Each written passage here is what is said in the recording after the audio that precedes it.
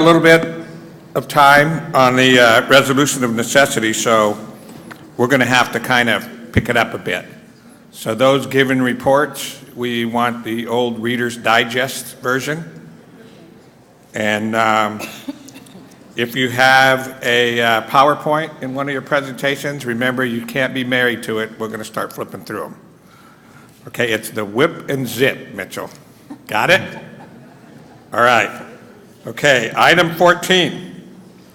Sure, Commissioners. Tab 14 is an informational item, and we're fortunate to have Anela Kuzan, who's the Partnerships and Association Manager for Ford Motor Company, Smart City Mobility Solutions team, will be making a presentation on innovative activities underway at Ford. Ford is teaming up with major global cities, starting with San Francisco, to help solve congestion issues, to help people move more easily today and in the future. The Ford Solutions team, the only one of its kind in the industry, is working with cities around the world to conceptualize and implement new ways of getting people where they want to go, whether via diplomatic or dynamic shuttles, autonomous vehicles, ride-hailing services, or bike sharing. And with that, I'll turn it over to our speaker.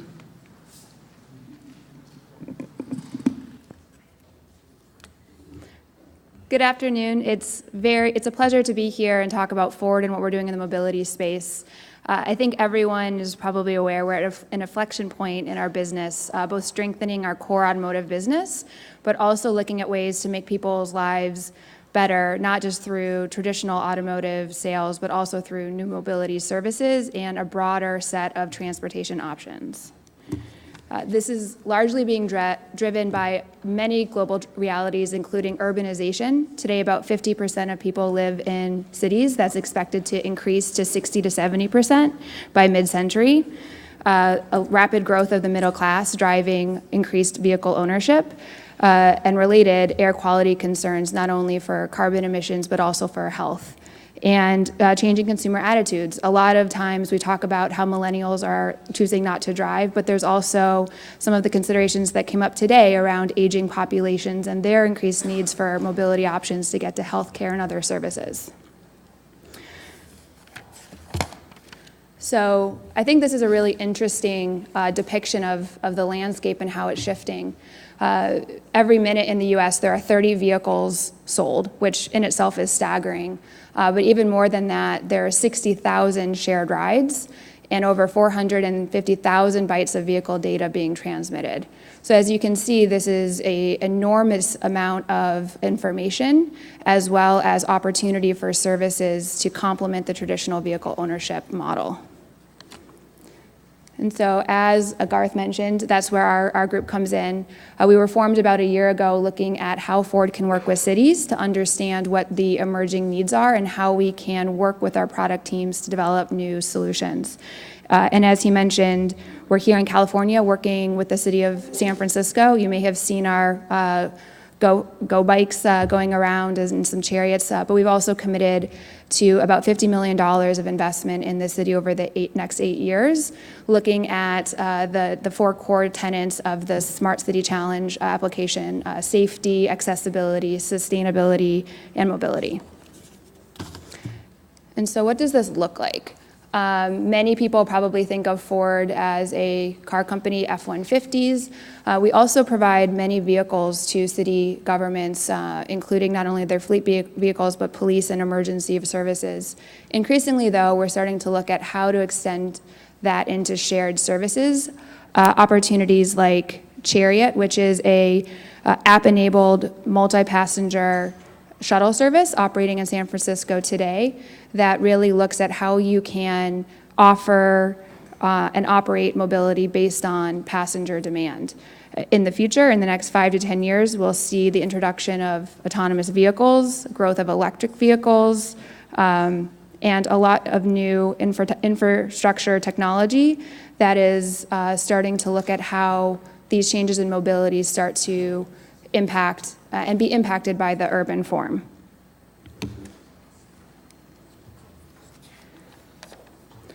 The other piece that we're looking at is data analytics. And I know that for those of you facing me, you can't see that the image in the PowerPoint is actually moving.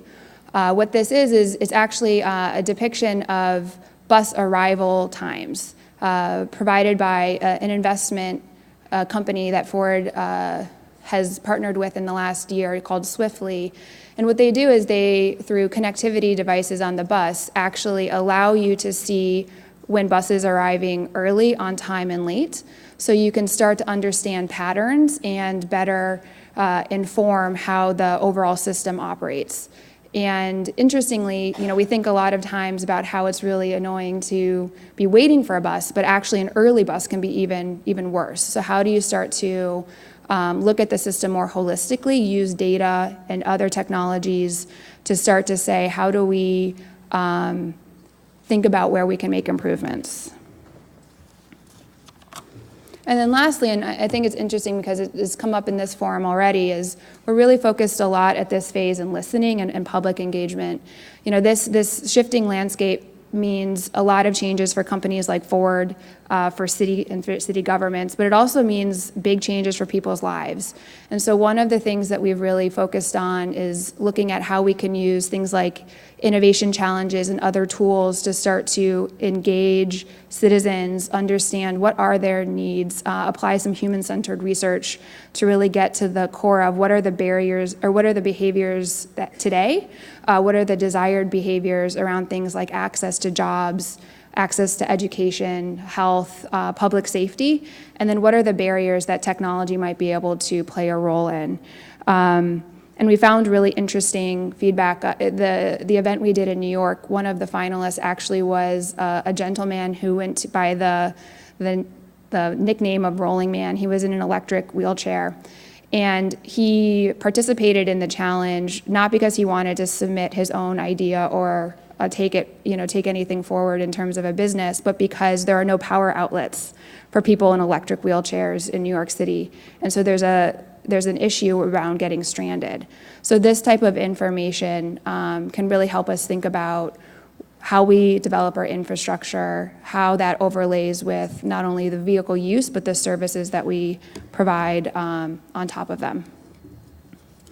And so with that, hopefully I did okay clicking through my PowerPoint. I just want to say thank you. We understand that this isn't an area that one company can look at on its own, nor that industry can solve on its own. And so we're really trying to take an ecosystem approach, understanding where there's opportunities for new partnerships, opportunities to work with government to really think through what makes sense, both in terms of individual offerings, but also how that impacts the overall system, so that we can take to market new solutions that really do address these issues of congestion and access and safety. Thank you. Any questions? I have just a quick question. So in your data analytics, are you doing predictive analytics from that? I don't believe that Swiftly is today, though I think that there's a lot of foundational pieces that enable that type of prediction in the future. Well, because if I looked at your chart, those yellow circles of late service, I could see sharing that data with some of our partners that could maybe help us not have so many yellow circles or something. So I don't know what kind of data sharing, or I don't know if you're going to sell us that data, how it works, but. And I'll be honest, Swiftly is not my area of expertise, but what I believe that's actually a service they would offer to the city or to the transit operator. Oh, we'll take it. So I think the idea there is that you install connectivity on buses and other transit vehicles, and then through the information that's collected, you're able to better understand use and then patterns so that you can. Do you have the heavy duty? Do you have that information on the heavy-duty vehicles? No, but I would be happy to follow up after. I think it's worth a try. Christine? Thank you, Mr. Chair. Very interesting and short proposal, and I know the chair wants to move the agenda, so I'd love to ask you about 15 questions, but it's kind of tantalizing when you start talking about these futuristic and maybe nearer than futuristic issues. So I'd like to keep in touch later, but if you're, I would be very interested in hearing what Ford thinks of how automobile ownership is going to change by 2030, what the pace of change is going to be like for the average driver, Will we really see autonomous cars on the street? You may not be able to answer all that today, but I'd love to be able to keep in touch with you and see what you're doing as the project in San Francisco, ripens, gets more detailed. Yeah, that would be wonderful, and we would welcome the opportunity. I think that in terms of an ownership, I don't think there's a crystal ball in terms of how a lot of this will play out, but I do think that Ford's position is that in cities, especially densely populated cities, it's Right. clear that a vehicle-based, single occupancy vehicle-based transportation model, it doesn't work. We just hosted a technology forum that Garth and others on the staff put together, and we listened to a lot of these discussions. It was fascinating, and maybe at the next one we can have Ford come and be part of the discussion. We would welcome the opportunity. Thank you. Thank you. Item 15. Eric?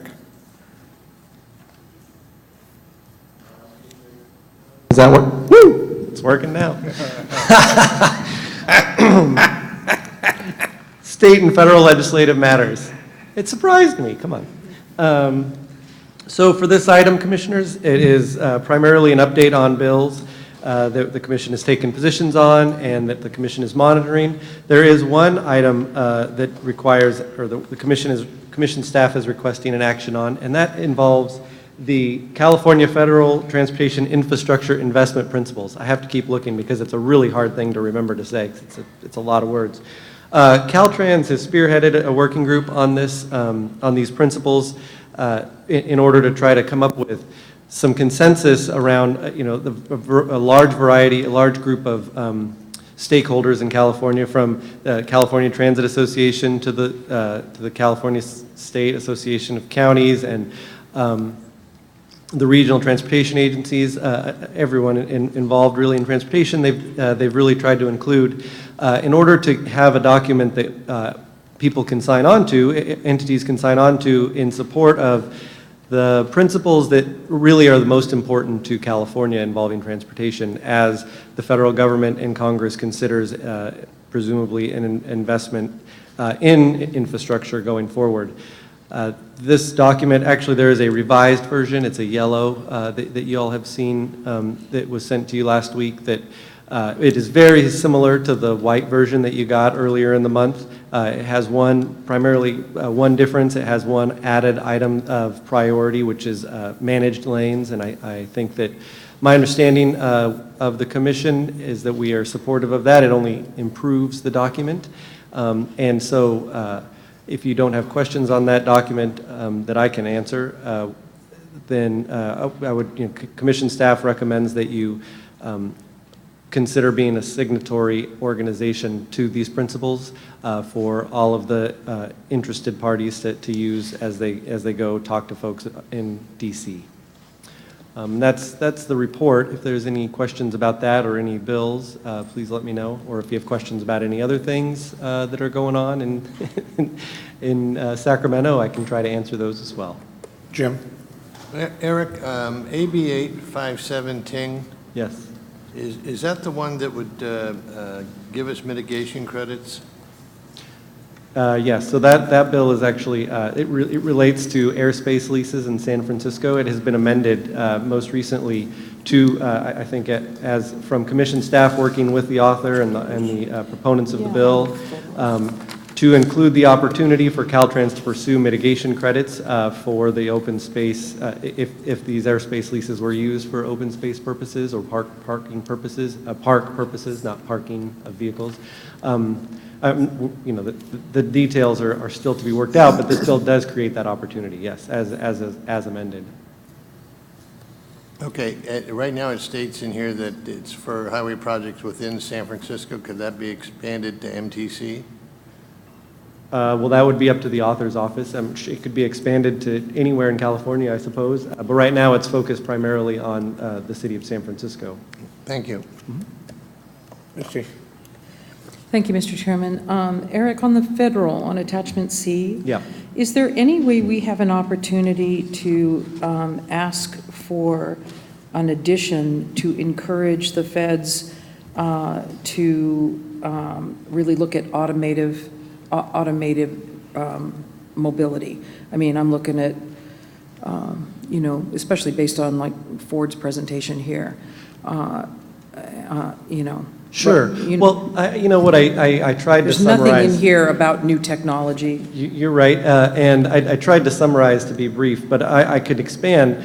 The other part of this effort is that Caltrans and the folks who've been involved in putting this together recognize that this does not encompass all of everybody's priorities. This is a short list of consensus principles that everyone can agree on, with the understanding that, for example, California Transit Association, you know, may have a whole additional list of things that they would add to this when they go separately and lobby Congress or the administration, as well as, you know, CSAC or the league or, you know, all the various entities who are participating in putting this together. This is not meant to be comprehensive. It's meant to be a short and primary list of consensus principles. So if the commission signed on to this, it would be saying, yeah, we agree with this and the and can have, you know, any number of other issues that we think are important, such as what you've just described or anything. But are you asking us are you recommending that we approve this? Yes. Then you're also recommending that if we're going to have an and, that we come up with an and? I think that the and would be an additional document that the commission is exclusively from the commission, Can we do including something like that? these issues. My understanding from Caltrans and from others who put this together is this is the final draft. They've been putting this together for a couple months at least. And we can certainly ask Caltrans to add more to it, but I think that, this is the document. Mr. Chair, Commissioners, what staff will do is prepare a separate letter that the Commissioners can send, if the Commissioner, we can bring it back in October, with some recommendations that the Commission can share with the congressional delegation that are in addition to this coalition letter. We can work with you in that regard and other commissioners that may have. I don't want to lose the impact of it being with it.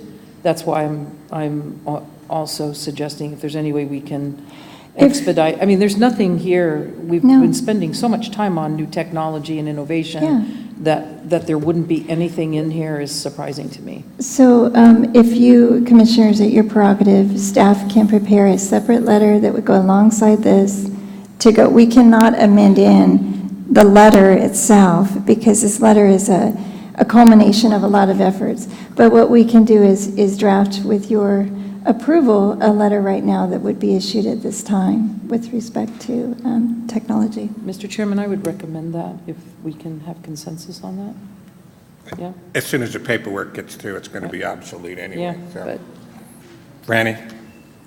Eric, I just had a question on the state water board and the definition, the difference between the waters of the U.S. and the state waters. And I know last time the draft guidelines were out, we sent a letter, and I think Caltrans and High Speed Rail, but it's been a pretty short window, and I'm hearing that maybe that's going to be some extension of time for comments and stuff, but have we taken a look? Do we know? Are we cool? Because we really want to get our SB1 projects out the door as quickly as we can. So do you have an update? Sure, yes, Commissioner. So I think what you're referring to is last July of 2016, the State Water Resources Control Board released draft policy or guidelines related to, among other things, defining what the waters of the state include. Last August, the Commission took action to send a letter to direct staff to send a letter to the State Water Resources Control Board to identify specifically two concerns that the Commission had with those proposed guidelines. One was the fact that they seem to overlap pretty significantly with other regulatory agencies, particularly federal agencies' definitions, and we suggested that the State Water Resources Control Board staff look into improving that process. And second was, that they had not considered the cost that these regulations might have had. In the last version of the staff report for the last version of the guidelines, the staff report essentially claimed that the costs of these regulations were unknown because it was unknown to whom they might apply. And the Commission thought, well, that is probably not adequate a consideration of the cost, particularly because we know for sure that they would apply to Caltrans, and they had not taken the opportunity to ask Caltrans how this might increase the cost of transportation projects. Our understanding is that they still have not contacted Caltrans to talk about the potential costs of these guidelines to transportation projects. These new draft guidelines that were released in July of 2017, that the comment period is now open for, continue to not consider the costs to the state of these guidelines, particularly for Caltrans. Our understanding is that the concerns of the cost increases that would come from these guidelines were not amended out of the new version of the guidelines.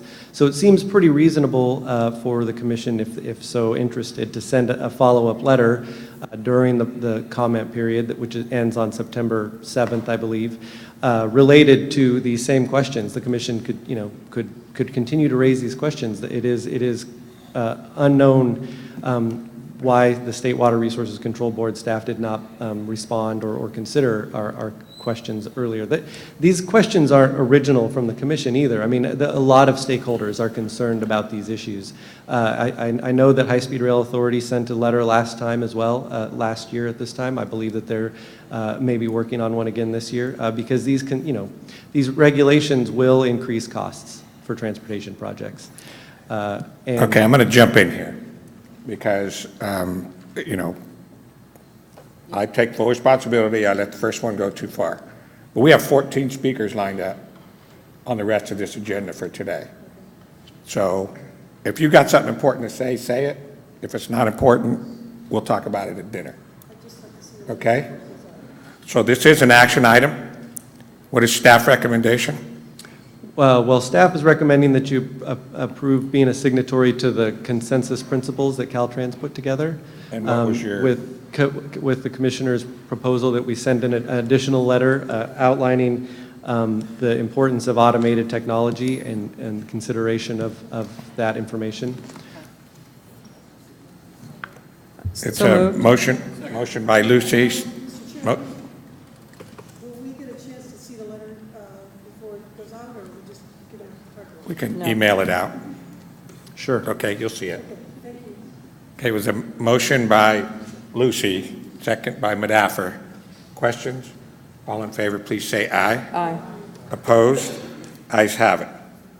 Okay, Stephen, you are the first one on the hot seat. I can do this So we're going to presentation. just like buzz right through this, right? All good news. Less than 2 minutes. Every other slide. Less than 2 minutes. Very good. Here we You're on. go. This first slide is a wrap-up of the 2016-17 allocation capacity. We allocated, or I should say you allocated, 92% of the allocation capacity made available last fiscal year. I will note that in order to do a proper wrap-up of last year, we did include in this pie chart all the SHOP projects that were delivered in June and that you will be taking action on today. So a very good result of last year. Any remaining capacity will roll over into the current year, which looks like this on slide 3. $3.5 billion in total allocation capacity across all the programs for the year, including rollover capacity for the STIP. There was about $45 million unused in last year's STIP capacity that will roll into the current year. $25 million of that is PTA, the other 20 is state and federal.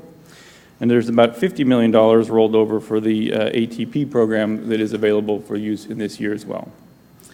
Vince literally read to you my slide on federal funding and August redistribution, so I can skip that one. And we come to the last slide, which is a rehash of something that you've seen before that we created as part of the kickoff for the road usage charge discussions. I wanted to update this chart for the new taxes, but I wanted it done completely from scratch. So we threw out all the old assumptions. We threw out everything and did it from scratch. So we came up with new sources of data, and we have the same or very similar results to what we have before. Cable will cost you $900 a year for essential cable services. A cell phone is almost $900. Well, coffee a day only on work days is $700 a year. That's a national average. That's not even the good Starbucks stuff. We knocked internet down from high speed to mid-range speed, so it's a little less at $564. And yet, all the taxes one would pay, these are gas taxes, including the base taxes that we had in place, the new SB1 taxes, accounting for the increase in 2019 of the old price-based excise tax. All the federal taxes, the local sales taxes, and the never-talked-about underground storage tank fee, which is 2 cents a gallon, all adds up to the bargain price of $425 a year to access a multi-trillion-dollar transportation system. It's a bargain, and that's understated. One thing this does not include, because this is just gas taxes, is the new transportation improvement fee, which is anywhere from $25 to, was it $150 for the very expensive vehicles. That's actually my last slide. I'll note on this one that we have to blur out license plates, but I did not blur out the very conspicuous I Heart SB1 bumper sticker on the back of that Dodge pickup truck. Who even knew they made them? They don't. I made that myself. Maybe we need some. Very good. Are we going to get a copy of this, or is this going to be put into the website? You may have a copy of every single thing that I produce. Yeah, because that was a great slide. Get that slide. You want that digital form? No, the slide. It's never going to be a bonus, but Yeah. the slide is a necessity. Very good. Thank you very much. Any questions? I'm sorry. Thank you. Thank you. Good job. Thank you. Bravo. Item 17, Curtis.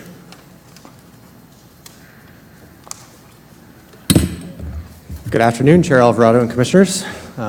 Following on Commissioner Kehoe's fantastic comments earlier with the forward consideration of future and near future issues is road charge.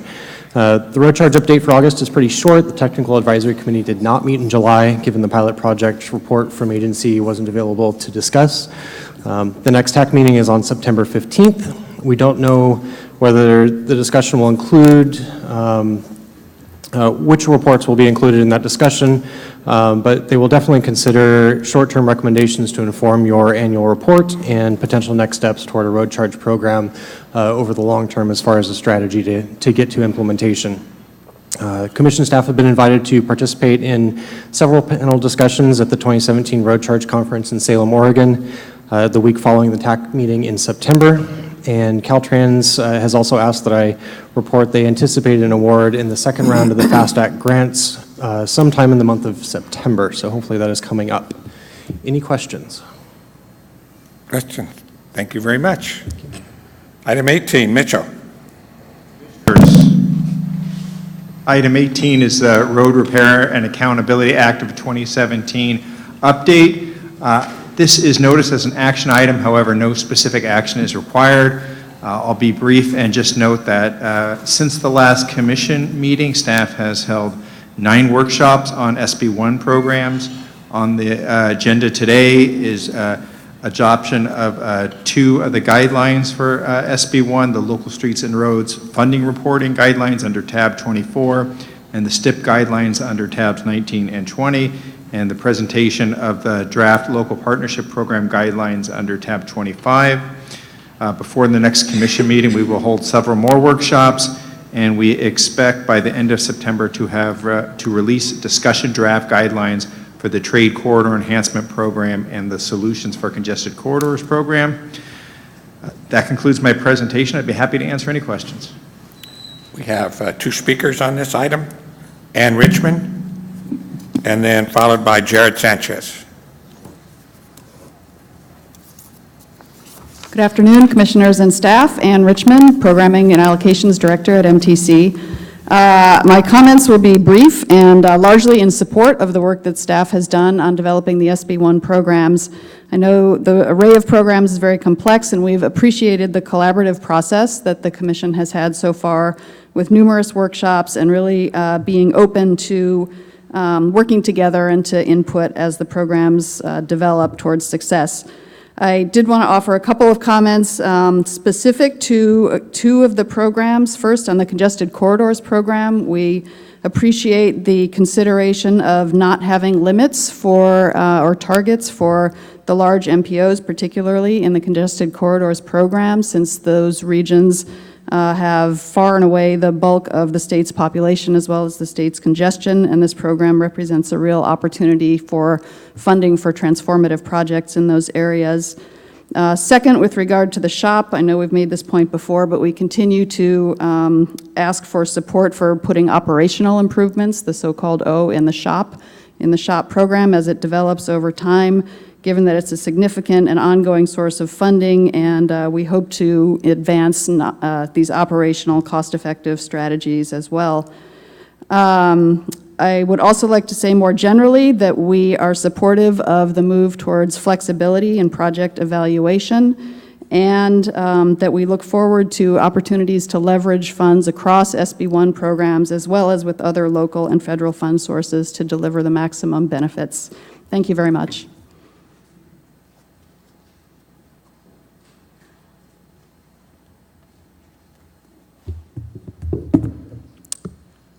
Good afternoon, Commissioners. I'm Jared Sanchez with the California Bicycle Coalition. First, just want to thank staff, the CTC, for all the great work they've done so far throughout the workshops. I appreciated the mention over several accounts about the importance of accountability and transparency, which is obviously tremendously important. I just want to make a few comments. In June, a broad mobilization of transportation advocates, including Cal Bike and myself, submitted a letter to CTC staff, including Director Branson, on SB1 implementation and its opportunity to address transportation injustices in California. To realize the promise of SB1, in the letter we suggested that implementation across all of its programs should substantially advance 10 principles. I think it'd be helpful to share these principles. I'm not sure if commissioners have seen it or not. Do I have permission to kind of quickly go over each one? How much time do I have? Commissioners, in that letter was distributed to you. I would just reiterate the importance of these, and they simply reflect some of the larger state goals that we've set to influence transportation. Look forward to working with CTC staff on advancing these in the workshops and seeing the changes therein. Thank you. Is the California Bicycle Coalition supportive of a bicycle license fee, a small bicycle license fee? I don't know. I can check with my executive director and get back to you on that, but I'm not sure if my policy director, either Jeannie Ward-Waller, has addressed that before, but I haven't. We used to have one. I'm born and raised in the Bay Area, and we used to have a small bicycle fee, and I don't understand what the objection would be for the coalition to support a small bicycle license fee. I can get back to you on that for sure. Thank you. Mm-hmm. It makes a lot of difference in areas where there's theft of bicycles. Mm-hmm. You know, if you can have some mechanism for identification. I know no one wants to be bothered with it, but and with a small amount of money, which the fee would not be great, but you might make it up in a lot of young people who lose their bicycles. Thank you. Building on Commissioner Gilmetti's comments as well, I too am old enough to remember taking my bike down to the fire station and having them do that. I think the issue is not only the important issue that that was just raised about theft, but it's a shared responsibility model in terms of we are all Californians, we're all together in trying to have transportation improvements, including active transportation. So as someone who cycles about 10,000 miles a year, more than half of my daily commute, I think it would be wise, inexpensive, and show our commitment as people on two wheels that the cost should not only be borne by people in four wheels. So as you take it back to your team, we'd love to have you come back and share with us what you learned. Thank you for the comments. Maybe next year we could add it as the 11th principle, but for now it didn't make the cut of these 10, but thank you for the comments. Thank you. Mitchell, this was an action item? It's noticed as an action item should you wish to take one, but no specific action is required. Okay, thank you. Item 19, Teresa. Commissioners, this is item 19 is the required hearing to discuss the 2018 STIP guidelines found under tab 20. The draft 2018 STIP guidelines were presented at the June 28th Commission meeting. Commission staff held a workshop on the draft STIP guidelines on July 17th. The 2018 STIP guidelines incorporate suggestions received from attendees at the workshop, meetings with stakeholders, and correspondence received. Since the book item was published, we have made additional updates to the guidelines. These updates were distributed on Friday and are part of your package as a yellow. I do not plan on discussing every proposed change, as some are corrections or clarifications from the draft presented in June. However, I would like to highlight one significant change that staff is proposing to the permanent guidelines. This update is found in your package as a yellow. Under Section 15, second paragraph of the permanent guidelines, staff is proposing to change this paragraph to say that regions can program a project component using committed and uncommitted funds. This is a significant change to the STIP that has always required projects to be programmed only with committed funds. We specify that the uncommitted funds can only be from the following competitive programs under SB1: Solutions for Congested Corridor Program, the Trade Corridor Enhancement Program, and ATP and Transit and Intercity Rail Capital Program. Since the STIP is adopted prior to the adoption of these SB1 competitive programs, this change will allow regions the flexibility to place STIP funding on projects where they are also seeking competitive funds. We are also proposing to add provisions that specify the conditions by which the regions can propose the uncommitted funds. In addition, under Section 60 of the guidelines, we are proposing to add a provision that if the agency proposes uncommitted funds in the first 2 years of the STIP, which is part of the share period that the Commission is required to program, and the risk is too great of not receiving the commitment, the project may not be programmed in the STIP, or the Commission may view the RTIP as not a cost-effective use of state funds and thus reject the entire RTIP. That concludes my remarks, and staff recommends the chair open the public hearing. Okay, we have 5 speakers. Hearing's open. Jenny Larios, and then Sarkis.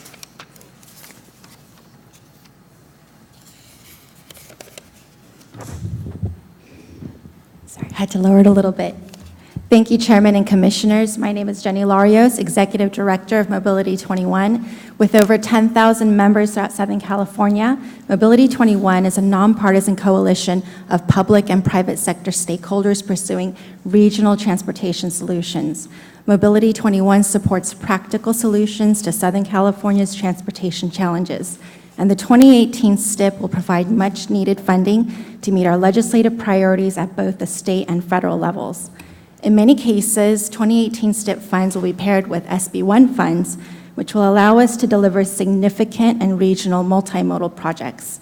The flexibility to implement a mix of transit, highway, and active transportation improvements will help serve Southern California's diverse transportation needs. Mobility 21 supports the Commission's approval of the 2018 STIP guidelines presented today by CTC staff. Thank you so much. Thank you. Sarkis, and then Darrell Hall. Thank you, Mr. Chair, Commissioners. Good to see you all today. Sarkis Kachek with the Santa Barbara County Association of Governments. First of all, we are grateful that SB1 helped stabilize the STIP.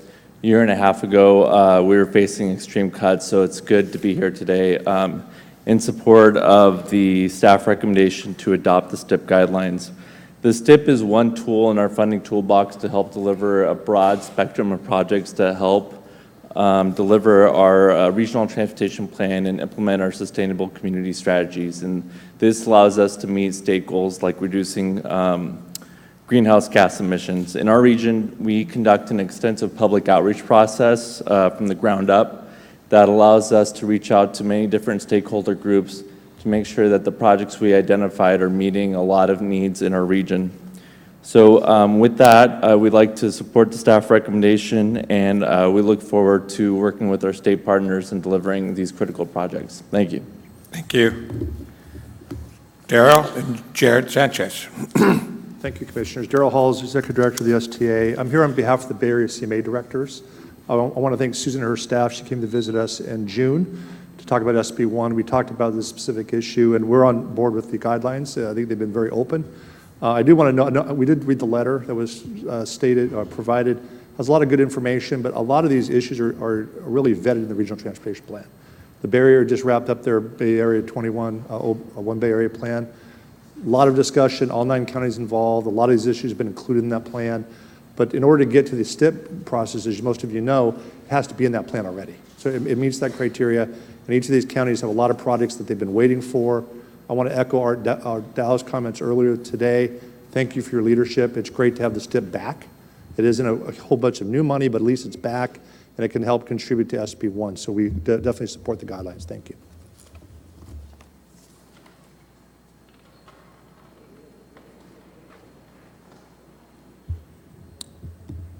Hello again, Commissioners. Jared Sanchez with the California Bicycle Coalition. Again, just want to thank CTC staff again working through the workshop we had, and then of course through several meetings, just kind of improving the guidelines.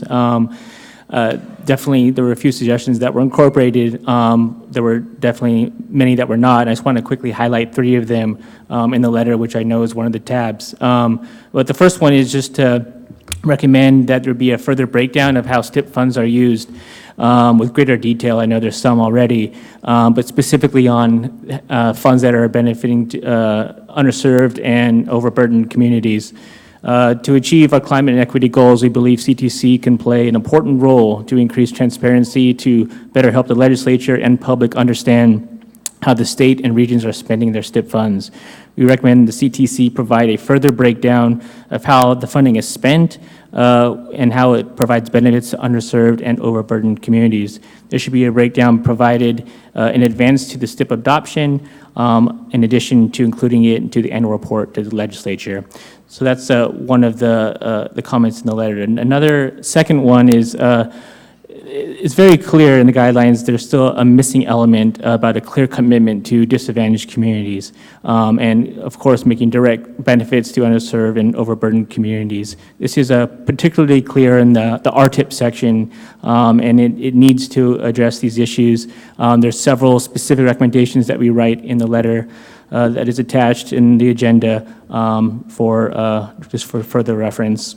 A third one regarding the guidelines is that there could be more done to ensure that regional agency oversight of county-level decisions are robust. There's a pretty big disconnect from these long-term RTPs and the short-term project-level decision-making that's happened at county agencies. Specifically, in the RTPs, in the letter, we highlight the consistency that needs to be made to ensure civil rights and environmental justice, which RTPs are forced to comply with. We suggest that these equity analyses should also comply or apply to county agencies as well. So just a few recommendations that weren't incorporated, and look further to try to work them through. Thank you. Question? Okay. Yeah. Quick question for you. Thank you very much, right here. Hi. Thank you very much for your comments and your letter. Has the coalition gone on record in support of SB1? No. Thank you. Follow-up? Thank you. Since SB1 was a while ago, so the coalition did not support SB1? We were opposed if amended in the end. So you were opposed. Okay. I'm going to build on a couple of points of what you said. I live in a community that would not be classified as underserved or disadvantaged. We have a 63 rating in terms of street maintenance and pothole repair, and we have no sidewalks. I hope the California Bicycle Coalition supports bicycling and active transportation for all Californians. In your very short statement, you mentioned underserved and disadvantaged communities 4 times. No one else. I hope we're advocating for all Californians with bicycle improvements. My children who ride to school ride it in terrible roads, even though it wouldn't meet your view of an underserved community with no sidewalks. I want them to have the same safety as all kids in California. Is that the view of the coalition? Absolutely. Thank you, because your language didn't reflect that. If I may respond, just to clarify.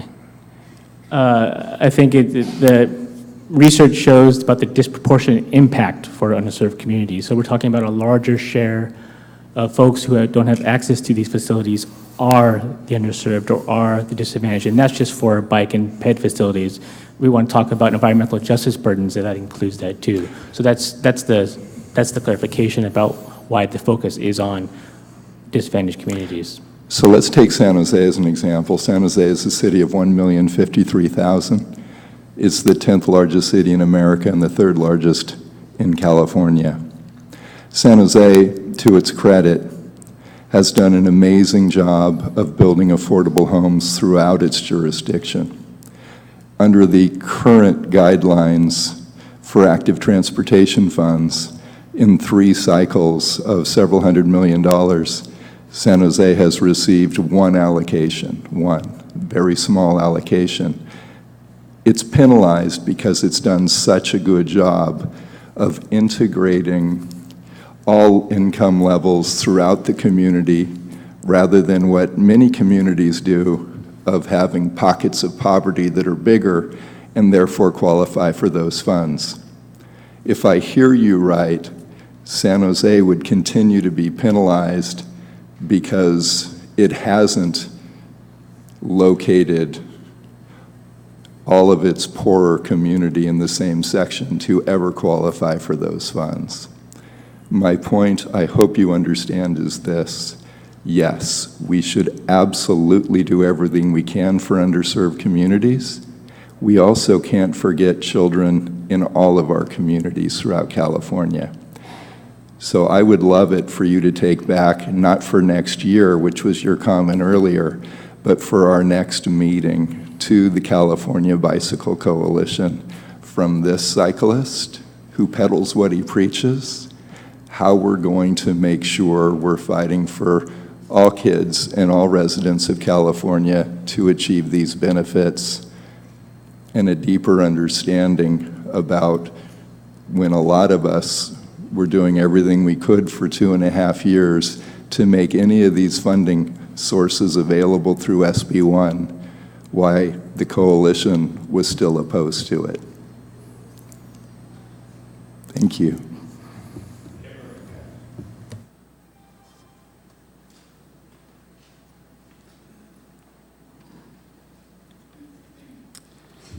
Thank you, Chair Alvarado and Commissioners, for the opportunity to speak today.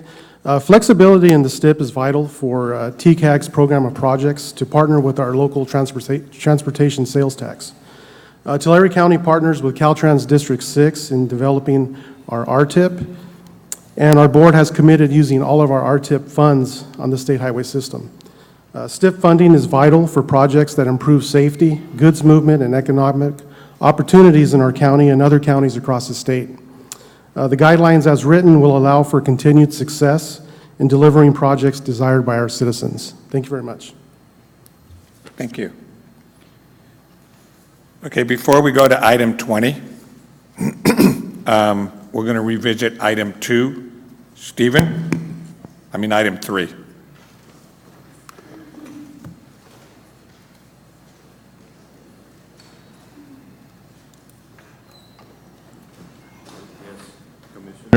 I believe that we have a proposal from the department and from the DARS that I believe they all have agreed to, and they would like to approach the commission and present what they have come up with.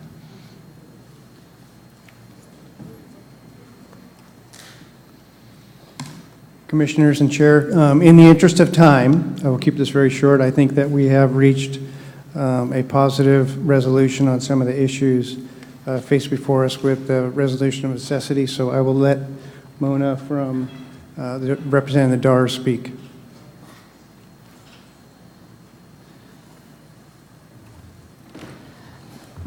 Hello again.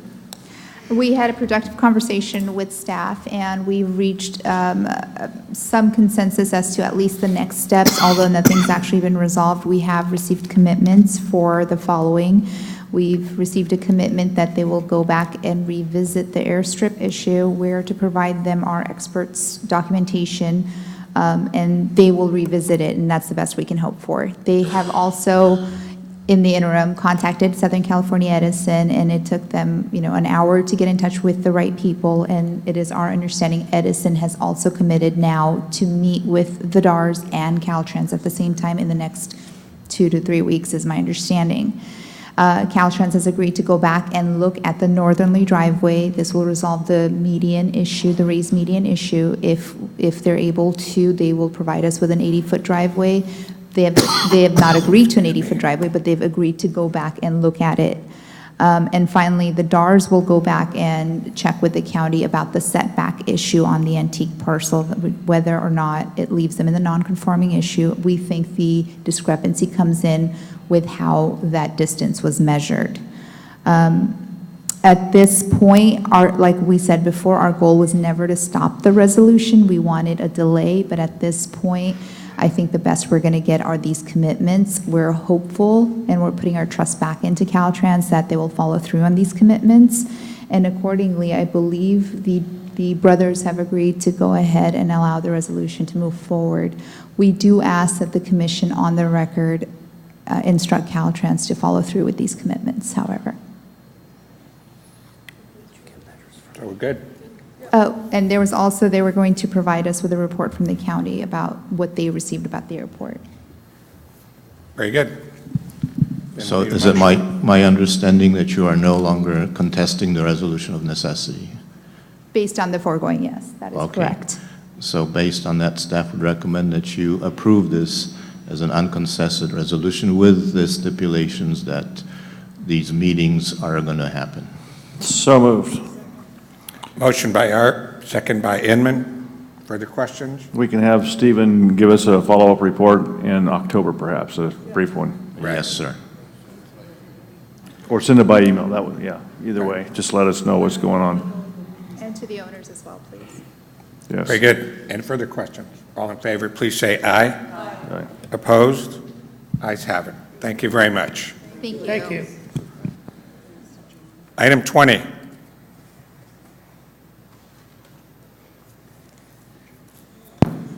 Commissioners, item 20 is an action item. This is the adoption of the 2018 STIP guidelines. Staff recommends the commission adopt the 2018 STIP guidelines with the changes specified in the yellow sheet. Staff also recommends you authorize staff to make minor technical changes as needed to the guidelines. Staff recommends your approval. Okay, we got a motion by Gilmetti and a second by Madaffer, but we have one speaker on the item. Is it Chanel or Chantel? Chanel. Very good. Sorry. All right, I will try to be brief because I know we're moving along. I just want to say, so my name is Chanel Fletcher. I work for Climate Plan. We are a network of nonprofit organizations over 50 representing conservation, public health, equity, et cetera. First and foremost, I want to say a huge thank you to Susan and your staff. I think that you guys have done a great job of working with us as advocates on these 2018 guidelines. I think particularly that piece on the uncommitted funds was a big one for us because we really did want to leverage SB1 and what's in SB1. And there's a lot of great things, and we worked with Brian Amis on that as well, and there's a lot of great things in SB1 that we wanted to leverage for the STIP. So I did want to say publicly thank you to the staff. We are supportive of the guidelines. I think the one thing that we did want to kind of bring to the commissioners, and I think Jared, my colleague, brought some of these kind of bigger issues up as well. We would love to find a way to have a dialogue to think about how we can talk about some of those concerns. I think for Climate Plan, one of the things that we continue to wrestle with is really induced demand, and that's the idea of like, as you expand highways, you get more cars on the road, you get increased VMT, and then that feels like that thwarts how we meet our climate goals. And I think that that's something that it's particularly thorny, it's tricky. We want to figure out how we can work with CTC staff, with US commissioners. How do we tackle these bigger kind of problems? How do we meet these ambitious climate goals? How does the STIP and other funds help us? SB1 is a huge step in the right direction. We're super grateful and excited about that, but also really want to think about what are other ways we can address that. And so I think for us at least, it's like, yes, these guidelines are, I think from what I saw in like 2014 to now, hugely improved. We're very supportive of that. And also, can we kind of have a dialogue to think about some of these thornier issues around disadvantaged communities, around equity? How do we make sure that I think everyone benefits, and also realize that I think for some of the disadvantaged communities, their problems, I think, run deeper. And I think I've done a lot of those toxic tours with like East Yards and in the Inland Empire, and like these roads are ravaged by freight. And so how do we think about that, and how do we grapple with that? And so that's kind of what we offer to you, Susan, to I think the commissioners. If we could have that dialogue, that'd be great. Thank you. I just would like to respond to that. Just clearly, I think there should be a little more recognition that this administration has done more in the area of active transportation and social equity and environmental justice than all the other administrations put together. And not that there's not room for improvement, but you've got more money right now in those areas than there's ever been. And so there should be some recognition that we've come a long way in that area. And I don't really hear that very much. Thanks. Okay. Any other questions? Seeing none. All those in favor, please say aye. Aye. Opposed? Ayes have it. Item 21, Mitchell. Item 21 is adoption of the 2018 STIP and Aeronautics Account Fund Estimates. There are no substantive changes since the draft Mr. Keck presented. He has a PowerPoint, which is in your handouts, which I'm sure he'd be happy to give. In the interest of time, staff recommends approval. Second. Motion by Gilmetti, second by Dunn. Further questions? All in favor, please say aye. Aye. Opposed? Good work. Thank you very much. I'm very excited to be a part of that. I'll just say this, that's a lot of money, and I look forward to helping everybody spend it. 22, Teresa. Commissioners, item 22 is an information item. This is the 2017 report of STIP in county and interregional share balances, otherwise known as the Orange Book. Since SB 45, statutes required the Commission to keep a record of county share balances and to make the June 30th balances available for each year to regions no later than August 15. This year's report was emailed to the regions on August 4th, and it was placed on our website. We do occasionally find incorrect errors in our records, which is one of the reasons we share the balances this way. As always, staff will work with any agencies that have questions about the data in this report. That concludes my report. Thank you. Item 23, Lori. Commissioners, item 23 is an action item to adopt the 2017 Active Transportation Program Greenhouse Gas Reduction Funds. The Budget Act of 2016 appropriated $10 million in greenhouse gas reduction funds for the Active Transportation Program. Because these funds have specific requirements for their use, the Commission adopted an amendment to the 2017 Active Transportation Program guidelines at the October 2016 Commission meeting. Eligible projects for the greenhouse gas reduction funds included projects that were submitted in the 2017 Active Transportation Program and received a score. The only eligible project types were new paved bicycle and pedestrian facilities or bike share expansion. The Commission received 27 applications for these funds. 15 projects were initially screened out, generally for one of two reasons. Either they requested funds beyond 1718 or they were not an eligible project type. The remaining 12 projects were submitted to ARB for review. ARB found an additional 2 projects not eligible because they were not eligible project types.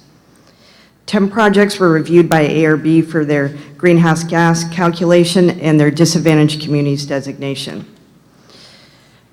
4 of the projects met the SB 535 definition of a disadvantaged community. The 10 eligible projects were evaluated by Commission staff and Caltrans staff based on original application score, greenhouse gas reduction, their deliverability, and their benefit to disadvantaged communities. 6 of the remaining projects were not recommended for funding based on having a low score and or deliverability. 4 projects were evaluated more closely in consultation with the Air Resources Board. Staff recommends funding the following 3 projects: the Sierra Boulevard Complete Streets project in South Lake Tahoe, the bike share expansion by LA Metro, and the San Gabriel Valley COG bike share expansion. The bike share expansion project in the San Gabriel Valley was the last one on the list, and we didn't have quite enough funds to fully fund that project, so staff is working with the agency to see if the project can be delivered with the funds that were available. The staff recommendations were posted on the Commission's website on July 31st, 2017. I'd like to thank ARB staff and Caltrans local assistance staff for all their assistance in evaluating and selecting these projects. This was a new process for Commission staff, and both ARB and Caltrans were invaluable partners in selecting these projects that we feel are the best use of these funds. With that, staff recommends adopting the 3 projects recommended by staff for the use of the 2017 Active Transportation Program Greenhouse Gas Reduction Funds. Motion by Medaffer, second by, excuse me, I'm sorry. That's my voice. Second by Burke. Commissioner Burke has got the second. I'm sorry. I can't even manage to swallow my own spit. Any further questions? All those in favor, please say aye. Opposed? Ayes have it. Item 24. Wow. Commissioner, Drowning. are you okay? I'm good. Commissioner, Let's go, Laura. Tab 24 is an action item for the adoption of the 2017 Local Streets and Roads Funding Annual Reporting Guidelines. As you are well aware, a percentage of the Road Maintenance and Rehabilitation Account, or RMRA funds, generated by SB1 will be apportioned by formula to eligible cities and counties for basic road maintenance, rehabilitation, and critical safety projects on the local streets and roads system. SB1 emphasizes the importance of accountability and transparency in the delivery of California's transportation programs. Therefore, in order to be eligible to receive this new RMRA funding, cities and counties are required to conduct some basic annual reporting of project information to the Commission. Each fiscal year, in order to be deemed eligible to receive RMRA apportionments, cities and counties are required to submit to CTC a list of projects proposed for funding with RMRA monies. The Commission is then responsible for transmitting to the State Controller's Office a list of jurisdictions that have provided lists and are therefore eligible to receive monthly apportionments of RMRA funds. At the end of the year, cities and counties are then required to submit a project expenditure report to the Commission, and the Commission is responsible for compiling and sharing that information with the legislature and the public. All projects proposed for RMRA funding must be included in a city or county's budget, and project information provided to the Commission must include each project's description, location, completion schedule, and estimated useful life. Commission staff, in collaboration with stakeholders, developed the 2017 Local Streets and Roads Funding Annual Reporting Guidelines as presented in Attachment A to outline the general policies and procedures for the Commission's annual transmittal of a list to the Controller and to provide direction to cities and counties in carrying out the project reporting requirements that are specified in Streets and Highways Code Section 2034. The Commission initiated the guidelines development process back on June 9th, and staff worked collaboratively with cities, counties, and their representatives, as well as the State Controller's Office, divisions of audits and local programs, to prepare initial draft guidelines, which were released for public review and comment on June 30th. Written comments were accepted through July 14th, and on July 18th, a workshop was held in Sacramento to discuss stakeholder comments and feedback. A summary of the comments that were received has been included in the book item, and comment letters have also been included as Attachment C. Staff was able to work with stakeholders to address most of the comments provided, including adjusting the project list due date from September 15th to October 16th to better accommodate the local budget development process, and also clarifying the scope of project information that is provided in the budget and that will be requested in the project list and project expenditure report forms. There are a few outstanding program implementation issues that have been noted in the book item that staff will continue to work on with stakeholders to address in future iterations of the guidelines. The guidelines development process was undertaken in a compressed timeframe because I'm going to have a baby on or around September 14th. No, not really. The real reason was so that we could do our part in order to facilitate the timely rollout of this new program and to allow cities and counties to begin addressing very critical road maintenance, rehabilitation, and safety needs on the local system. Commission staff greatly appreciates the partnership and efforts of all of our stakeholders to collaboratively develop reporting guidelines that seek to provide accountability and transparency through what we hope will be an efficient reporting process. So that concludes my staff presentation. Recommend that the Commission adopt the guidelines as presented in Attachment A. I am happy to take any questions. I'll move approval, and I just want to put out some thanks to Laura for all the work, and I've been following this as we all have for a long time, and it's been a great job. And certainly understand all the comments from the many letter writers, been reading them, and I think you've captured a lot of what people have weighed in on, and we'll continue to monitor this as it moves forward. But this is another great celebration about SB1. Thank you. I second.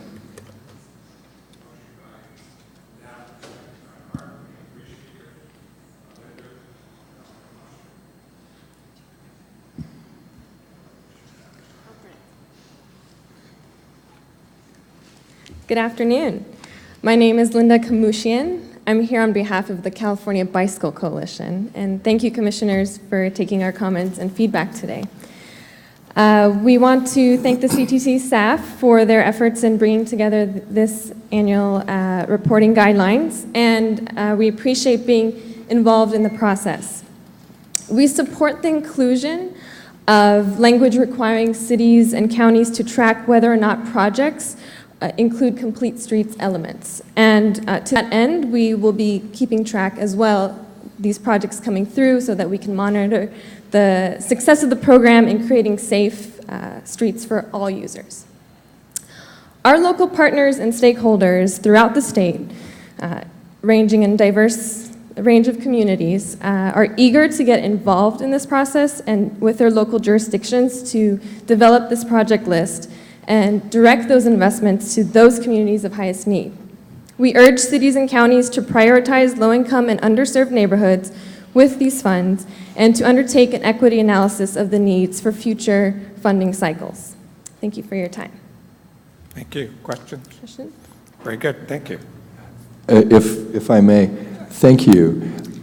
I want us to work closely together on an equity analysis. I mentioned San Jose earlier. According to State Senator Jim Bell, who authored SB1, who represents San Jose has 40% of its population under the poverty line. It has not been eligible for any of the allocations of funds other than one small project out of 350 million or so in the first 3 rounds, because San Jose has done such a good job of integrating affordable home developments throughout the community. It's not working. San Jose is probably not the only example of communities with high proportion of its overall citizens living below the poverty line that's getting absolutely no benefit. So when I hear of an organization that is close to my heart based on how I have chosen to commute, we need to work much more closely together, because the current screen is not working. It's not fair to even people in poverty in areas like San Jose with 1,053,000 people, let alone to all Californians.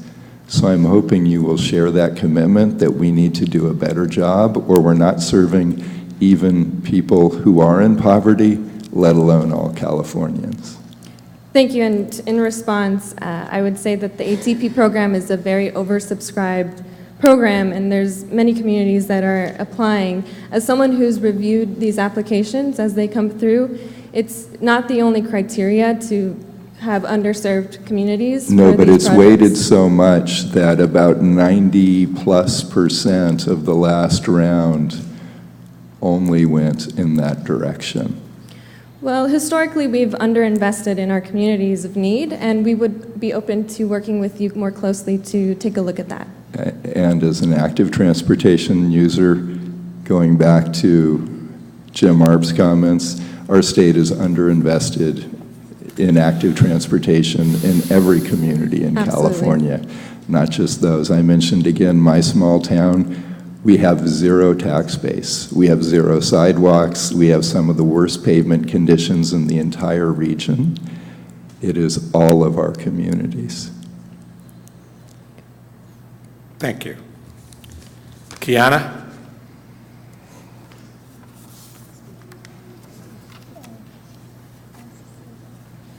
Good afternoon, Mr. Chair and members of the Commission. Kiana Valentine on behalf of the California State Association of Counties. I know we are pressed for time, but it has to be said, the last time I was here before you all, we were strategizing on how to pass a transportation funding bill, the proverbial boulder at the bottom of a massive hill, and here we are. So I'm absolutely pleased to be here today in support of the wonderful staff work your staff has done on the local streets and roads reporting guidelines.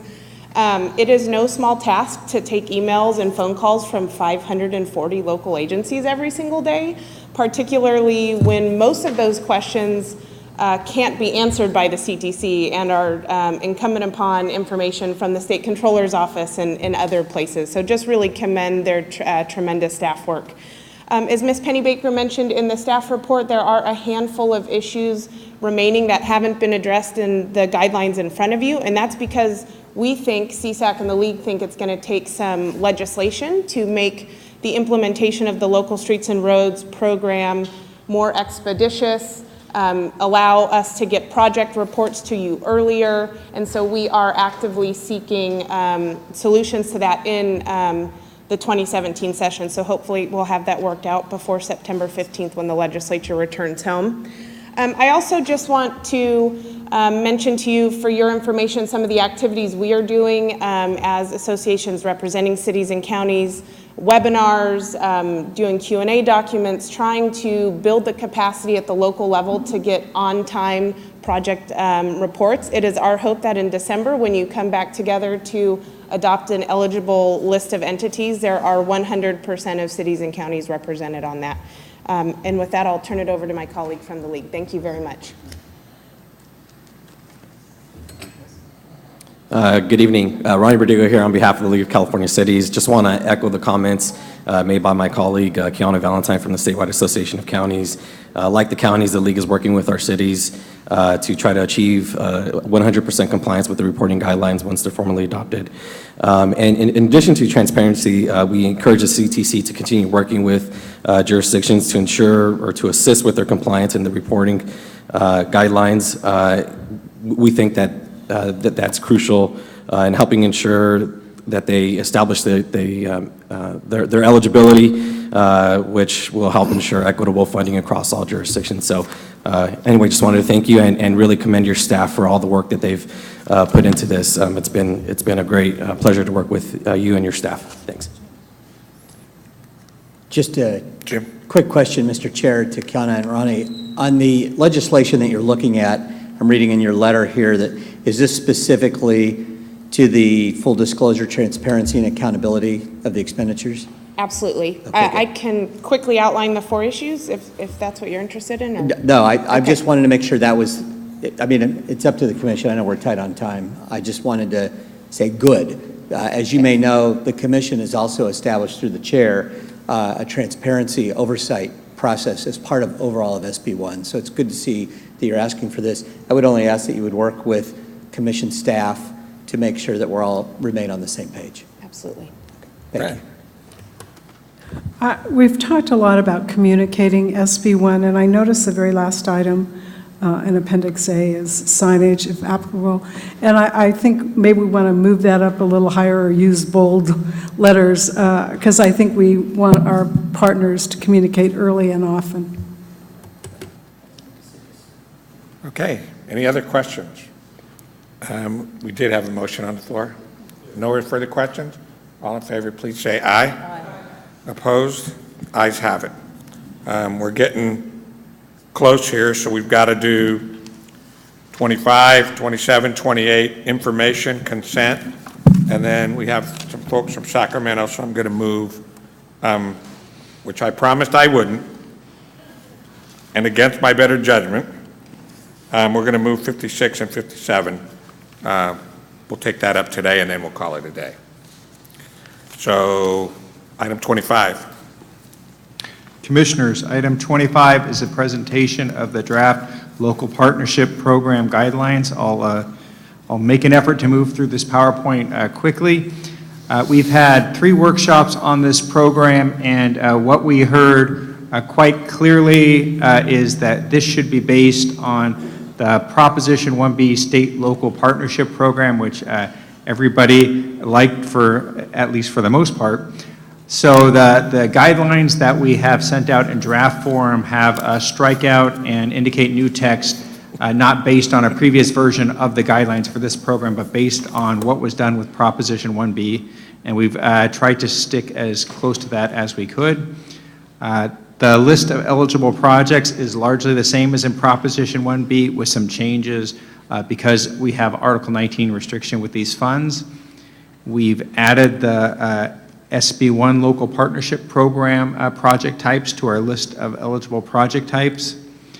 One of the things that we heard at our guidelines or at our workshops was a request that because this is a portion of this is a formulaic program which is ongoing, that there was a request to allow pre-construction in the formulaic portion of the program, so we've included that in our draft guidelines. At the last commission meeting, there was a lot of discussion about this program and about the split between the formulaic and competitive program, or I guess it was the commission meeting before that.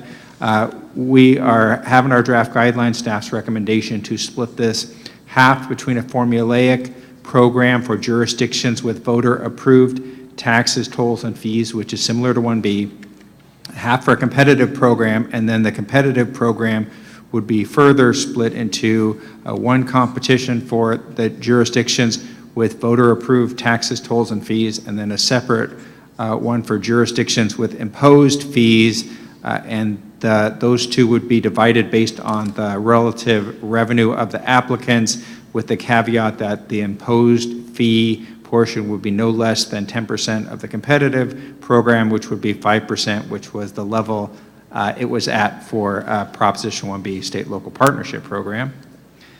The formula we have proposed in the draft guidelines is the same as for Proposition 1B state local partnership. It has a north-south split based on revenue. In the north, the tolls and partial tax portion is based on revenue also, but then for the sales tax portion in the north and for the southern portion, it's based on county population. The competitive program is very similar to what was in Proposition 1B, just making a few minor updates. One of the things we're proposing to do differently in the competitive program is something we heard numerous times dating back to our kickoff for SB1, which is try to find a way to ensure some equitable competition so the smallest jurisdictions are not competing with the largest jurisdictions. So what we've done for this program is develop 5 categories that we would evaluate projects across based on the population of the jurisdiction across which the tax is applied. We're proposing to have some minimum project sizes based on these populations with no minimum for the smallest jurisdictions. This is different than the competitive program from Proposition 1B, which was only for the imposed fees and had a maximum project size rather than a minimum. There are a number of other things similar to 1B. The match would be 1-to-1 from the tax or fee that qualifies the applicant to the program. I have a mistake I can see on the slide. It's the formulaic program that would allow pre-construction and the competitive program that would be construction only. As we had suggested in the STIP and with the same language that's proposed there, that was adopted in the STIP guidance, we're proposing to allow agencies to nominate projects with uncommitted funds. We're proposing that we would apply the timely use of funds similar to the STIP and then allow formulaic program funds to be carried over for small jurisdictions as they might not get a significant amount in the formula. The formulaic program will be annual, the competitive biennial, but because we are late in our first year, it will be 2 years of funding for the formulaic program in essentially 1 year, and competitive is 3 years of funding in essentially 2 years of programming.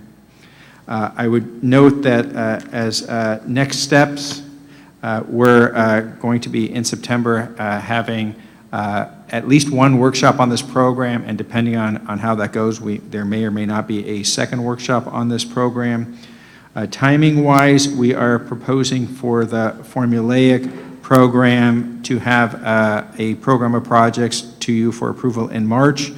What our draft guidelines has for the competitive program is June. We will look to do that in May, which would mean that in May we would have this program, the Congested Corridors program, and the Trade Corridor program all together. This is all very easy for me to put on a table that says we can do this. Our ability to do this is really going to depend, I think, on two things. As Director Branson mentioned, we have a number of new positions. We'll need to fill those.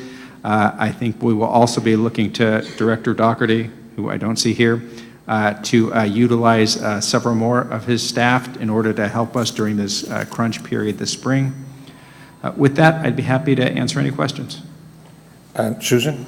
And then we'll do the commissioners, and then we have two speakers on the. Thank you, Mr. Chair. I just wanted to, I guess, in my report, I failed to mention our staff. And we've just adopted a number of guidelines today at this meeting and previously.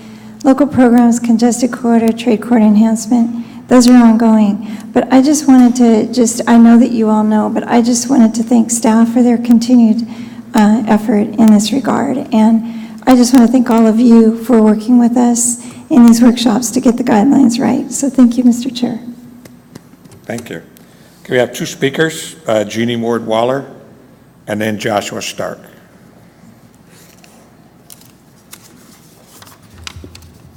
Good afternoon, Commissioners. Joshua Stark had to leave and catch his train back to Sacramento, so I will speak on his behalf as well and also try to keep it concise because I know you're getting to the end of the day. Jeannie Ward-Waller with the Policy Director for the California Bicycle Coalition. So thank you.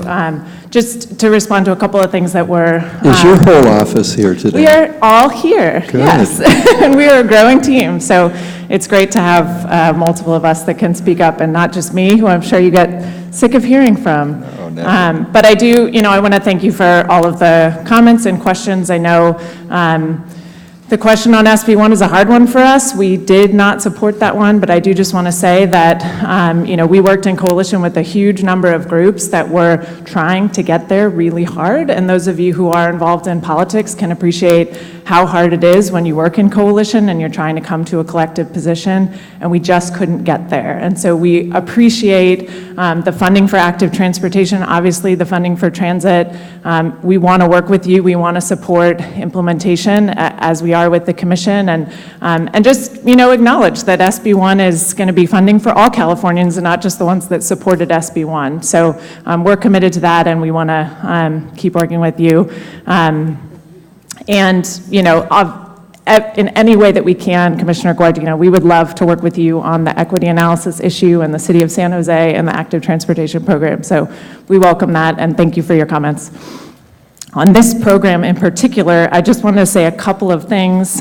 Thanks to Mitch for all of his work. We will be sending him a letter and probably giving him more work to do, but just want to highlight a couple of things. On the project eligibility, there's one that we're concerned about. It's the highway improvements to reduce congestion, and I think one of my colleagues said this before, but research really is demonstrating over a number of decades that we're not improving congestion by expanding freeways, and so we would like to see that amended. We're not suggesting necessarily that highway capacity be taken out, but just acknowledging that that's not going to fix our congestion problem. We do support all of the other eligibilities that are in line with SB1, road maintenance and rehab projects, transit active transportation. We love those in the guidelines, and so we support staff, including all of those things in the guidelines. We also strongly support the project selection criteria and just ask that there be a transparent system of weighting those criteria for projects. And finally, I just want to make a quick comment on the formula breakdown of funds. We're concerned about it being different for North and South, and given that this program is really designed to incentivize more measures, and including jurisdictions that already do have local measures, we think that the formula funding breakdown should be based on the amount of revenue that jurisdictions are generating rather than a population split. Thank you. Oh, he left. He left. He was on his. Okay. I spoke for him.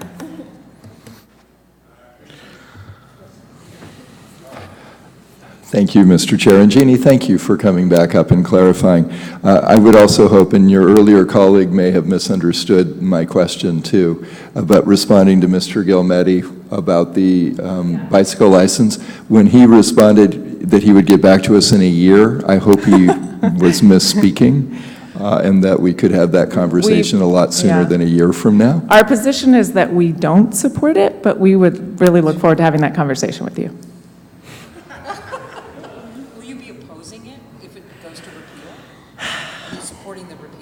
No, we're talking about bicycle licensing. Yeah. Oh, jeez. No, we are not supporting the repeal. You would not support SB1 repeal? No, certainly not. Well, let's have a robust conversation Great. about all of us having shared responsibility for funding the. Absolutely. Thank Thanks. you, Jeannie. I do want to mention one item, and forgive me, I have an appointment I have to go for. I know we all do. But on the way that we're going to allocate funds for state-local partnership, I've heard from folks in Santa Clara County, similar to what Jeannie just said. They've taxed themselves 5 times with transportation sales tax measures, 6 times. 4 of those are still ongoing, for a total of 1 5/8% sales tax. And so there is concern that I think has some legitimacy that we need to discuss on the difference between an area that maybe passed something once that's going on for a quarter or a half, someone else whose citizens, whose taxpayers have stepped forward 5 times and still carrying 1 5/8%. And if that's just based on population, are they really getting an equitable share and partnership out of this program? So I just wanted to plant that seed for a longer conversation. And I too want to commend our team that's just done an amazing job on all these guidelines. I move that we support the staff guidelines. I think Mitch and I the think staff this did a one's great job. information. Oh, this is an information This is item. information, Jim. This is informational, but it would certainly make my job easier if we had noticed it as an action item. But I thank you, sir. When does it become an action item? It's coming next time. Next time, in October? Save that vote. I'm just with you there, Mitch. Item 27. Commissioners, as Malcolm mentioned earlier today, there's a total of $25 million available in planning grants in SB1 and $20 million for adaptation planning, and staff just asked Caltrans to now give a very quick overview of the planning grants, and we have Chris Schmidt, who is the division chief for the Caltrans Division of Transportation Planning, to give us that overview. Thanks, Chris. Thank you. As Malcolm pointed out, 2 grant programs, one for adaptation, one for sustainable communities planning. Both of those programs are going through guideline processes, just like what you just amended and discussed here and adopted today. We're having 2 additional workshops for the guidelines that are currently on the street for public review. Those are in November 1st in that's in Sacramento. Those will be webcast. And then the workshop in Los Angeles is on the 6th of September. That will not be webcast. The information for all these grant programs is on our website. It's currently not linked through the Rebuilding California website, but will be soon. So if you do a web search on Caltrans Sustainable Transportation Planning Grant Program, all the information is there. The guidelines are posted there. Comment forms are posted there as well. We've gotten very positive response on both programs. I think our typical applicants are very excited about this. The new ones are really about the adaptation program for climate change and looking at the transportation system, and specifically what adaptation strategies can we adopt, helping local jurisdictions plan for that change. The Sustainable Community Strategy is really about implementing a lot of the requirements that you adopted with the RTP guidelines and helping regional agencies incorporate that planning into the processes that they adopt when they adopt an SCS. We're going to be doing 50% of that program formulaically to regional agencies and the other 50% competitive. If you have any questions on that, happy to answer that, but in the interest of time, I won't get any more details. Questions? Thank you. You're welcome. Item 28. Commissioners, item 28 is an information item. This is a presentation of the 2018 draft Transit and Intercity Rail Capital Program Guidelines. I would like to note there is a yellow replacement item, and the only change in this book item is the inclusion of the link to the draft guidelines. Brian Annis will be giving the presentation. Sure, and I'm going to skip most of my slides here, but this is a program that has had 2 funding cycles to date. We've awarded over $1 billion to 29 projects. There's also supplemented with a bill this year, SB 132, that added $400 million for the ACE to Merced extension. Senate Bill 9 by Senator Bell a few years ago requires a 5-year program. Due to the very robust funding we have from SB 1 and the cap and trade legislation, we're looking optimistically that we might have about $2.4 billion for this 4-year cycle, or excuse me, 5-year cycle. So very robust funding program. We anticipate the program is staying very similar in guidelines. What's changing is primarily due to the 5-year funding cycle, which requires a little more expertise on financing and programming allocation. We have, with Senator Bell's bill, letters of no prejudice authority for the program. We have not used those in the past, but Senator Bell's legislation did assign the commission authority to do that for the 5-year program. We will also likely be talking to the legislature about this letter of no prejudice authority for the SB 1 funds that are assigned to the program, perhaps some other programs as well. The thing that's a bit unique with this program going forward is something in SB 9 called the multi-year funding agreement. And Senator Bell mentioned the idea here was to be something like a full funding grant agreement that the Federal Transit Administration does and has done with projects like Caltrain. So it's authority for a project sponsor to get started on a project at risk of future funds coming. So if a project sponsor chose to use this, they would have an agreement with the Transportation Secretary, and we would give them an expectation of funds we expect to receive in the future, but they would proceed at risk with the project with some local backfill funds if necessary, if the SB 1 funds did not come in as anticipated, or the cap and trade funds. So some greater coordination with the commission as we look to these financing tools with the 5-year program. I will leave it there, but just to say We have workshops upcoming this Friday and Monday in Sacramento. It's an ongoing process with the workshops, and we expect to call for projects in October. Project applications due in January, and expect to announce awards in April. Thank you.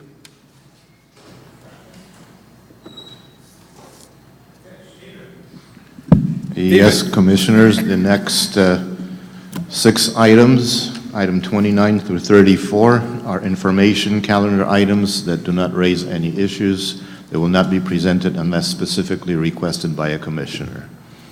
Seeing no requests, we will move on to the consent calendar, which is the next 13 items, items 35 through 47. Following changes need to be noted. Under item 35, for some reason, people use logic and keep on placing Placerville in Placer County, but it's actually in El Dorado County, so El Dorado County wants Placerville back. Under item 39, resolution of necessity C 2155-9 is being withdrawn. Under item 40, staff recommends that that item be withdrawn from the consent calendar and dealt after the consent calendar. And with those changes, staff recommends that you approve the consent calendar. Second. Motion by Gilmetti, second by Dunn. Questions? All in favor, please say aye. Aye. Opposed? Ayes have it. Okay, we're going to take item 56. Stephen? Okay, we'll skip over 40 and go to 56. Item 56 is a presentation by the Governor's Office representatives on the Zero Emission Vehicles program. So we have the representatives here to give you the presentation. All right, well, thank you very much. Thanks for making time for us today. My name is Tyson Eckerly. I'm the Deputy Director for Zero Emission Vehicle Infrastructure at the Governor's Office of Business and Economic Development, or GOBIZ. And so my role really is to do what it takes to help build the zero emission vehicle market. And that's all about building confidence within the drivers, within private industry, state agencies to move things forward. And so, really, I'll go really quick as everybody else is trying, but we're here because it's air quality challenges. These are pictures of Los Angeles. The governor has his big pillars for climate action. And in here, the main driver is reducing dependence on petroleum. A couple of targets, that just to kind of level set, we're trying to get to 1.5 million zero emission vehicles on the road by 2025. And also by 2050, we want to have all new cars be zero emission vehicles, all new light duty cars. So really when someone's born today, by the time they're 33, they'd be going to a dealership and it'd be all a choice between ZEVs. And so to pull all those pieces together, just kind of like building a bridge, there's a lot of coordination that needs to happen amongst the state agencies. And our songbook that we're playing off of is this 2016 ZEV action plan that the governor and the governor's office has put together. And I just want to highlight a couple of things and how important a role Caltrans plays in this. So what this goes through is line by line, what is each agency's responsibility to help build out this market? And a couple of the key areas where the Transportation Commission and Caltrans play an important role is building out the infrastructure and also leading by example. And so we've been actively engaged with Caltrans staff on the leading by example in particular. So that's how do we get the workplace charging targets? We're trying to get to 5% of all workplace spots in the state at state agency facilities to have charging in there. Caltrans has been very active in building that out. We were also trying to meet and exceed targets for zero emission vehicles in our fleets, and Caltrans is in a leading role there. Where Caltrans is really unique is in the access to property. And so in the context of this meeting, we're really talking about how do we fill gaps in the market, in the fast charging market, in the hydrogen fueling station market, to build consumer confidence in places where stations haven't been able to be placed yet. So just a quick snapshot, we have over 300,000 cars, over 500 DC fast charging stations, 29 hydrogen stations, and 3,500 level 2 public stations. And all of this helps build that consumer confidence.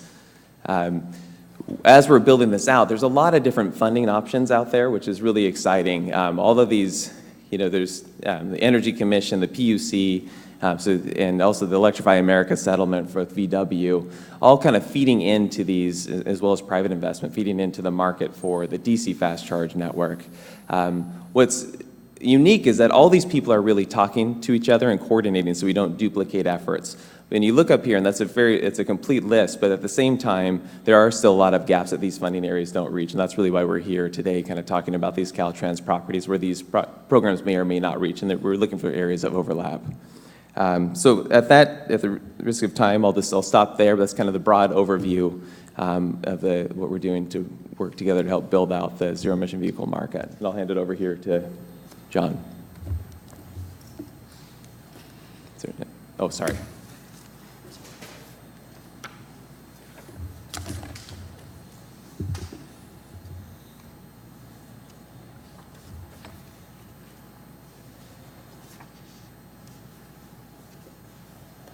So I'll start anyway, so as my slide deck gets loaded. So I'm John Cotto, the Deputy Director of the Fuels and Transportation Division of the Energy Commission. And so kind of following suit with Tyson's presentation, we're one of the implementing arms among the sister agencies under the Governor's ZEV Action Plan. And we're here to share some of the experiences and kind of the benefits of having a partnership with Caltrans and CTC. And kind of imagine the first slide being the investment plan that we have.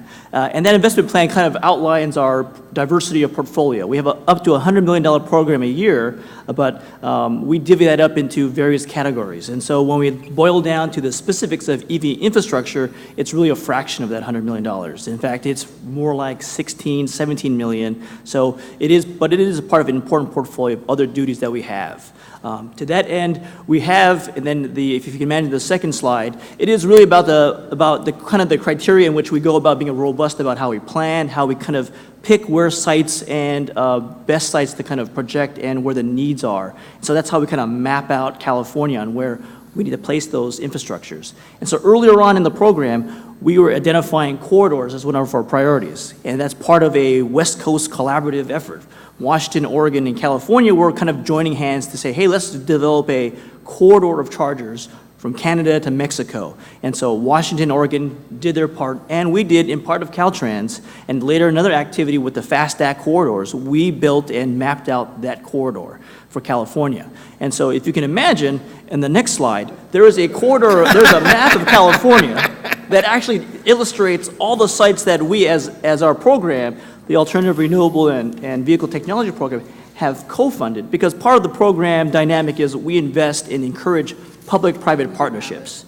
So we've outlined an initial, right, there you go. So we've contributed to a robust network of DC fast chargers specifically for the corridors, and there are gaps still. And then, but before I jump to the gap page, so that first slide shows where we funded, but part of the beauty of our program is we're enticing that private partnership. And so while the total cost for that contribution that we invested in is roughly $40 million, and that breaks down to $90,000 per site for the actual build and conduit and breaking ground, and the actual equipment cost for the DC fast charger itself breaks down to roughly $40,000 per equipment site. Where some of the confusion that I've noticed from June's line of questions is the costs that were kind of outlined were more for the level 2s. The level 2s range from 2,000 up to 10,000, and they have a kilowatt range of 4 to 20. But when we're talking about the DC fast chargers, it's a little bit of a new dynamic, new nuance, because we're talking about 50 kilowatts up to 350 kilowatts. And so there's a level of additional capacity that we find in what we're discovering as far as what the total cost is. However, that being said, because it's a private partnership, we use our dollars to leverage. So we're not paying, as far as a state agency, the total cost. We're here to entice into some cost sharing with that. So when we say the total cost for that map that you see is, say, 40 million, it really is more like our state contribution is around 25 to 30, because there is a cost sharing element to it. And what we paid for is really the catalyst. So we may pay for 1 or 2 charging stations. That enables the private company to add more. And so it is an additive multiplier effect. So the second slide after what you saw our investment, and it's difficult to see, but there's more dots on there because that triggered more investments because we've done the groundwork. So the infrastructure for them to expand there is there, and they don't need our help. So we help catalyze the site, maximize the site for the initial groundbreaking, overcome that economic barrier, and then private sector can come in to expand more upon those. And so that's kind of the beauty of what we're trying to do. Because in the end, we kind of see it as a relay race. We'll help break ground to start the momentum of that race, but in the long run, we're going to pass that baton to the private sector, and eventually the private sector will overcome our help and just take the lead. But we want to help establish that initial robust network. So that's what the slide 2 is about. Slide 3, actually we passed that one, but slide 3 shows is the demonstration of working with Caltrans. They provide us with a proposed 50 sites that they thought were good, and so we worked with Caltrans staff on a geographical analysis and look. We've picked out and worked with them saying these are the appropriate gaps that are missing, and in that geographical location, that happens to be very convenient that there are rest stops that really need to bridge that gap. And so that was part of our cooperative work there. And also, this also solidifies the FAST Act corridors too that we want to get additional funding for too. So that helps entice the federal aspect of it too. And so the last slide that I have, oh, sorry. So the last slide I have, well, there's the map that I want to illustrate. So the green circles represent the gaps and the proposed Caltrans sites, which really fit well with the needs for areas where services are needed. And unfortunately, but it is part of maintaining a good network. They're not necessarily the best, I would say, profitable sites, but they're needed to at least to complete a robust network. And so Caltrans has definitely helped fill that gap with those identified sites. And really moving forward, as you've kind of already experienced, the landscape for EV infrastructure and the advancements of technologies is moving so quickly. It is even more imperative that we work closer together. I mean, I think you've gotten a taste of some of the autonomous vehicles, and even when we're looking at e-mobility, that changes the characteristics and behaviors of how people look at transportation today. Initial thought of just putting that steel in the ground and we're good, our initial planning and process of just putting steel in the ground and just basing it on range of vehicles, that's not as simple anymore. You have more nuances of e-mobility, you have more nuances of geofencing, more nuances of the autonomous on-demand vehicles, and really a whole vision of, depending on what you foresee the landscape of the future to be, no ownership of cars. I mean, that just blows my mind. The idea that you don't have to own a car to get from point A to point B. The idea of there's no street lights because they're all autonomous. That just blows my mind. But that field is becoming more of a reality, and so it's more imperative that we work even closer again as we move forward. And the key thing I want to end with is, from an Energy Commission perspective, viewing of transportation as no longer just moving goods and people. We're looking at transportation as a movement of energy. And so that's a huge different dynamic of transportation evolving to covering 3 distinct niches. So I'll leave you with that. And then if any additional questions, please by all means, I'm here. Thank you. Thank you and to Tyson also for a very good presentation. It's late, so I'll be very quick. I think that the coordination and collaboration that is reflected in the ZEV action plan, we want to see that continue. We want to see those in state government that have a great deal of expertise with electric car charging and all the different nuances you're talking about, because it's not one charger, one kind of charger, or one place. We want to see that continue and become, more in depth. I get what you're saying about filling in the gaps. I think that's a key thing, because private industry is not going to go to these remote locations and invest expensive equipment on a bet, Right. So more needs to be done, but this is a really good start. We need to continue as we did when we met with Commissioner Scott and Commissioner Peterman and Director Branson over at your offices. So thank you. I do want to add, though, we do have, since part of our investment plan, we have an advisory committee, and we do have a seat reserved for CTC and Brian, and so we're working with Brian to help fill that seat. So I think that will help collaborate more closely, and so we look forward to through that.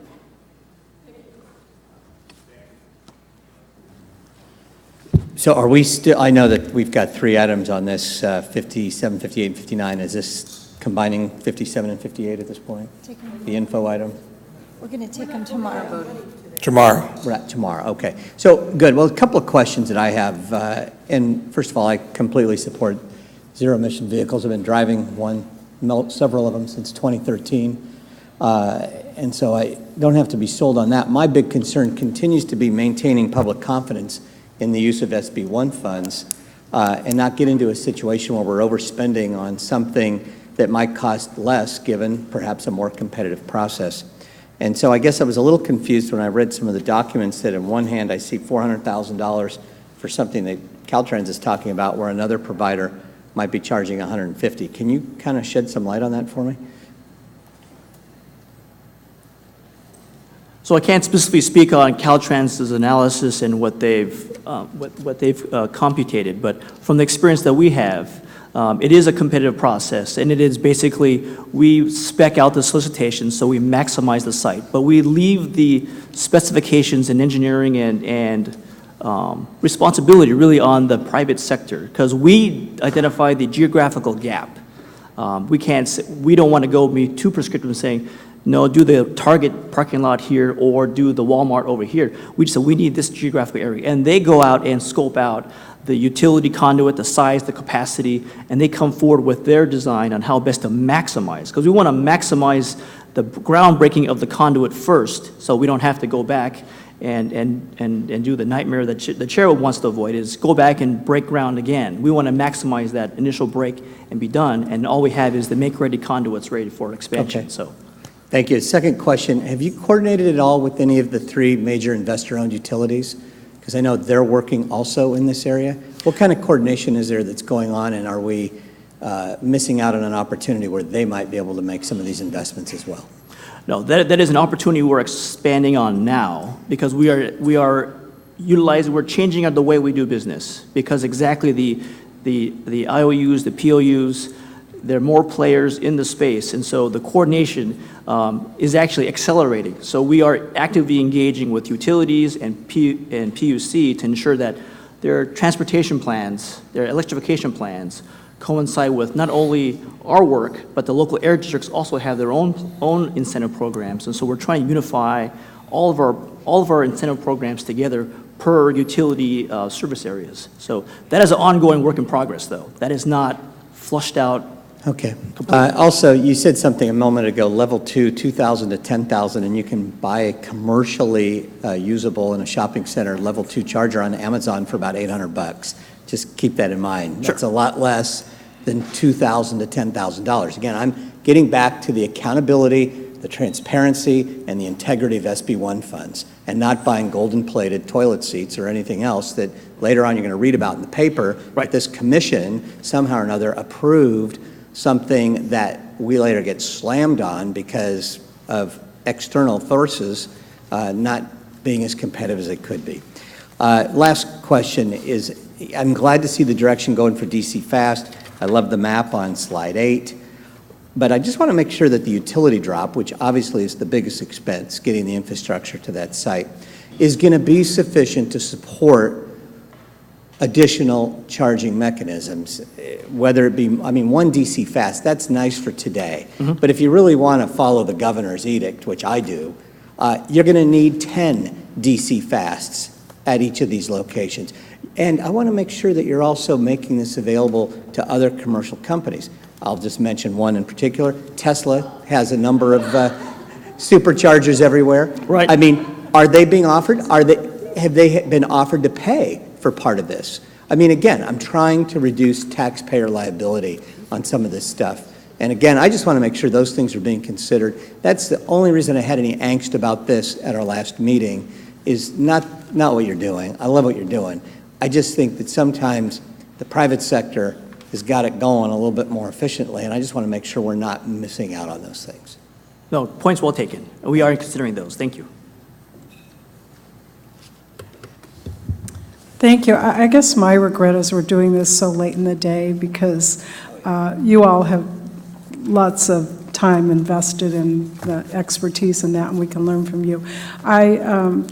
A question I have, the proposal that came before us was the energy would be provided at no cost. Are you doing that in your other ones? No, all of our sites are privately owned. So Okay. what we're doing is we're allowing the private sector to kind of overcome that, I guess, initial resource hurdle Okay. or the investment hurdle, but they're owned and operated by the private sector. So it's like seed capital or something that you Yes. prime the pump to make this happen? Right.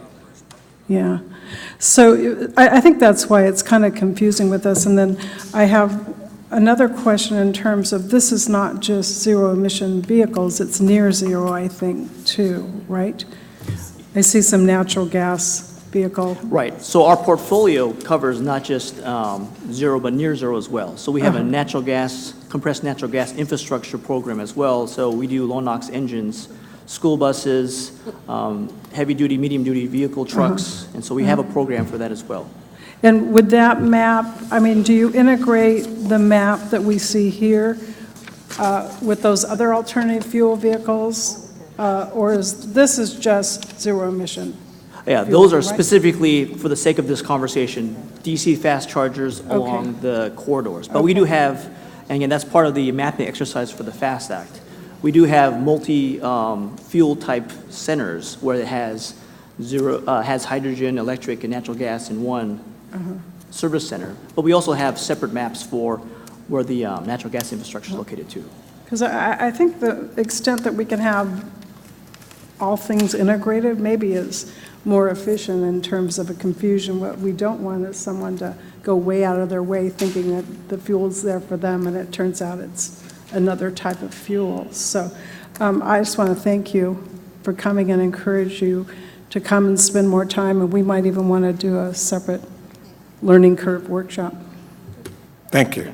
Great. If I could just add, just on in terms of collaboration and coordination, and Commissioner McNaffer, you brought up, and that's our role at GoBiz, and so we'd be happy to engage and make sure we work closely with Caltrans. They've been active in all the pilot programs with the utilities, and so we'd be happy to further that. Okay, before we go, we have one speaker left.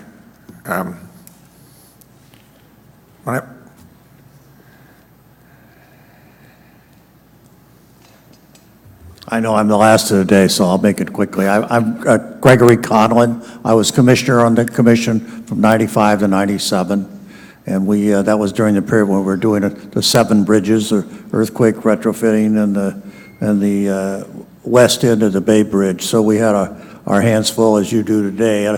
But the comments I want to make, mainly one comment, and it deals with the private sector getting involved. I just think that the congestion is getting so bad now that you almost got gridlock in a half a dozen or a dozen locations in the state. And there's my idea would be to double deck the 405 from Hawthorne up to the 10, and double deck the 101 from Santa Clara to SFO to get rid of this grid. I mean, it's just going to stop. And I don't know what people are going to do when that happens, but it's getting very close. And I think if you can't, I think the administration is pledging $1 trillion in the national administration is pledging $1 trillion for infrastructure. If we get our 10%, would be $100 billion over 10 years, would be twice the amount of SB1, be $10 million a year, $10 billion. And I just think that if you get those funds, then you should use them for something like double-decking these critical spots. And I named 2, but I'm sure there's at least a half a dozen or a dozen. And use toll-provided money, just like they do in Southern California and Orange County, as Commissioner Inman would know well how it's done. So I don't think it's rocket science, but I just think you need to get outside the box and look for funding other than the conventional sources to stop this gridlock, because it's just, I've been to every county in the state. I've driven 1 million miles in this state in the last 40 years. And in the last 4 years, I've covered most of the counties. So I know the situation, and it's critical that you move outside the box and that you go to private sector, that you go to toll roads, or you get the administration to give you the $100 billion that they're talking about starting next Tuesday when they meet. So with that, I'll stop. Greg Conlon from San Mateo County. Thank you. Thank you. Okay, we need to pick up our stuff. We're going to adjourn until tomorrow.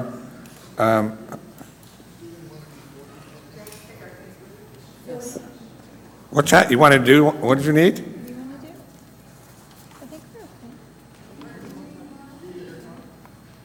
Did we need to do one today? Commissioners, we could take that tomorrow, agenda item 40 off.